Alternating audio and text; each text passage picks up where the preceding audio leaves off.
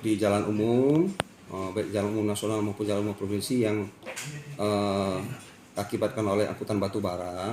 Jadi ini kita lihat dulu penyebabnya dulu ya. Kita baca penyebabnya dulu. Yang pertama itu penyebab utama yang sering kami alami kalau terjadi kemacetan dikarenakan dengan padatnya kendaraan angkutan batu bara itu karena ada jalan yang rusak ya, jalan yang rusak. Kemudian di situ juga yang kedua karena adanya kerusakan kendaraan ya, seperti patah as, ban pecah dan sebagainya. Jadi kalau di dalam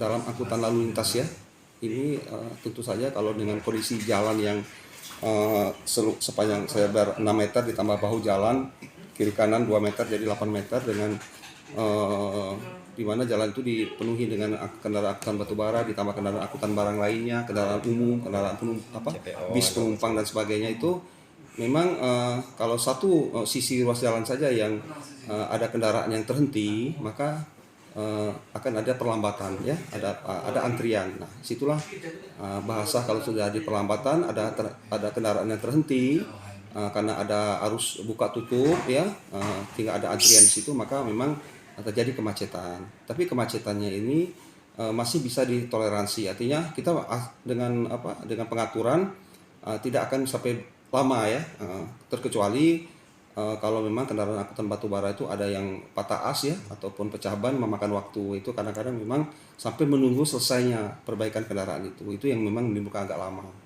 Nah, jadi itu faktor-faktor itu yang memang sekarang ini marak terjadi ya, karena memang kendaraan angkutan batubara ini sampai hari ini kita sedang mengupayakan untuk menghitung sebenarnya berapa sih jumlah kendaraan angkutan batubara yang beroperasi di jalan umum itu.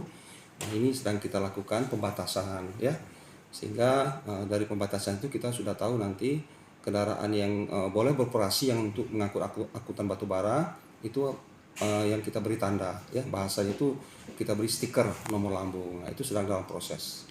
Mudah-mudahan dari situ kita bisa mengetahui kalau sudah dilakukan pemasangan stiker nomor lambung sejumlah yang sudah disepakati antara transportir dengan perusahaan tambang dengan pelabuhan TUKS, maka nanti kita akan bisa memilah-milah ya kendaraan yang tidak berstiker, maka itu akan tersingkir dengan sendirinya ya, tidak boleh beroperasi untuk mengangkut batubara. Langkah-langkah yang tepat dari Dinas Perhubungan yang dilakukan untuk supaya tidak terjadi kemacetan terlalu parah untuk sekarang itu apa, Pak? Langkah-langkah yang tepat selain dari pasang stiker?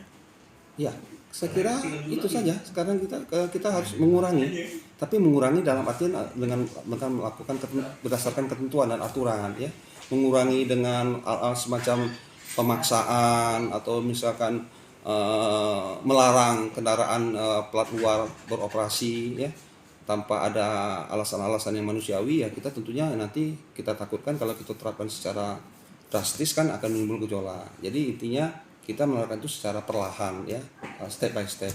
Jadi sekarang ini kan untuk pemilik kendaraan perorangan ya maupun pemilik kendaraan DO ya, itu kalau mereka tidak bergabung dengan transportir untuk mengangkut batubara, maka nanti mereka tidak bisa beroperasi ya.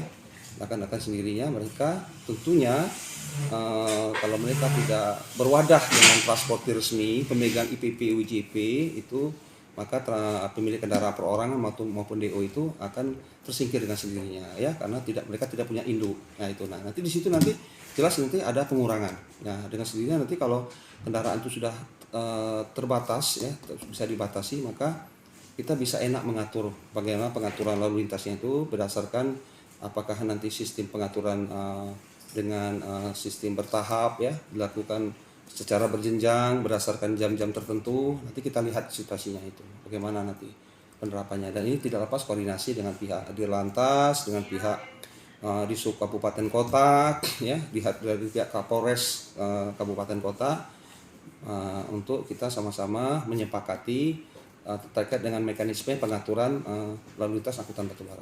Sekarang kan terlihat banyak mobil-mobil batubara yang melanggar ketentuan tuh, Pak, yang melanggar kan.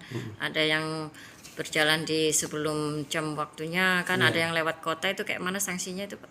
Ya, itu ya artinya dari sekian banyak ribu kendaraan itu kan kami anggap itu suatu hal yang masih kita toleransi kalau ada pelanggaran. Itu kan oknum ya, tidak semuanya manusia itu baik, patuh kan, pasti ada yang nakal, pasti ada yang melanggar gitu ya. Jadi bagi yang memang mereka melanggar rute ya, artinya petugas kita di lapangan kalau memang nanti kedapatan menemukan kendaraan angkutan batubara yang demikian ya, itu ya, segera saja ditindak ya sesuai dengan aturan ya, dan itu sudah dilakukan berkali-kali ya, untuk penilangan ya, untuk kendaraan ditahan sampai dengan batas waktu tertentu, itu dilakukan terus ya.